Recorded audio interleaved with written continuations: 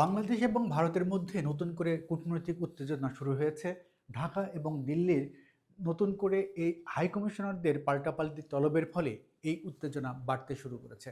সম্প্রতি বাংলাদেশের ময়মনসিংহে একজন গার্মেন্টস শ্রমিক দীপুচন্দ্র দাসকে নির্মমভাবে হত্যার একটি ঘটনা ঘটেছে। সেখানে পুড়িয়ে মারার এই ঘটনাটি খুব একটা স্বাভাবিকভাবে নেয়নি ভারত। তারা এটিকে সংখ্যালঘু নির্যাতন হিসাবে বা সংখ্যালঘু হত্যা হিসাবে তারা দেখছে। অথচ এই বিষয়টি বাংলাদেশের আহ, প্রশাসন খুব তৎপর এবং এরই মধ্যে আহ, এর সঙ্গে সংশ্লিষ্ট কয়েকজনকে গ্রেপ্তারও করেছে র্যাব।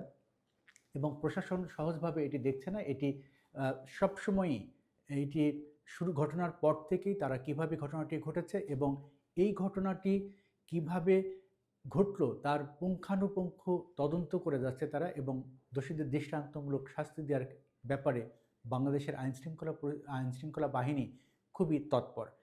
এই ঘটনাকে কেন্দ্র করে এরই মধ্যে বাংলাদেশ হাইকমিশন এবং মুম্বাইয়ে উপ হাইকমিশনের কাছে বিক্ষোভের ডাক দিয়েছে হিন্দুত্ববাদী সংগঠন।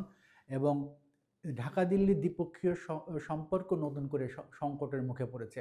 এদিকে পশ্চিমবঙ্গের শিলিগুড়িতে সেখানে বাংলাদেশের ভিসা কেন্দ্রে সামনে বিক্ষোভ এবং হামলা করেছে হিন্দুত্ববাদী তিনটি সংগঠন। এই ঘটনাকে কেন্দ্র করে এই বাংলাদেশ এবং ভারতের সঙ্গে কূটনৈতিক সম্পর্কের জায়গা খুবই সংকুচিত হচ্ছে এবং দুই দেশেই এক ধরনের উত্তাপ ছড়াচ্ছে। সামাজিক যোগাযোগ মাধ্যমে যেমন মানুষের বিদ্বেষ ছড়ানো হচ্ছে, সাম্প্রদায়িক বিদ্বেষের মতোই এক ধরনের বক্তব্য আসছে দুই দেশের পক্ষ থেকেই।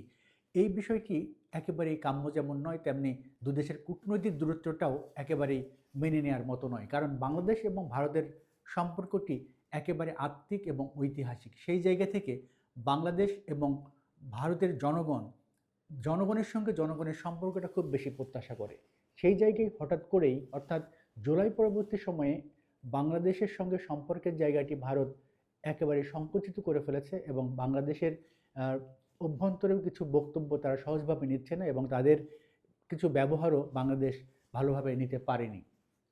যার কারণে একের পর এক ঘটনা ঘটছে, কূটনৈতিক দূরত্ব বাড়ছে, যা বাংলাদেশের জনগণ থেকে বিচ্ছিন্ন বলা যায় অনেকটা, যে ভারতীয় জনগণের সঙ্গে আত্মিক, সামাজিক এবং যে ঐতিহাসিক সম্পর্ক সেই জায়গাটি একেবারে অনুপস্থিত হয়ে যাচ্ছে।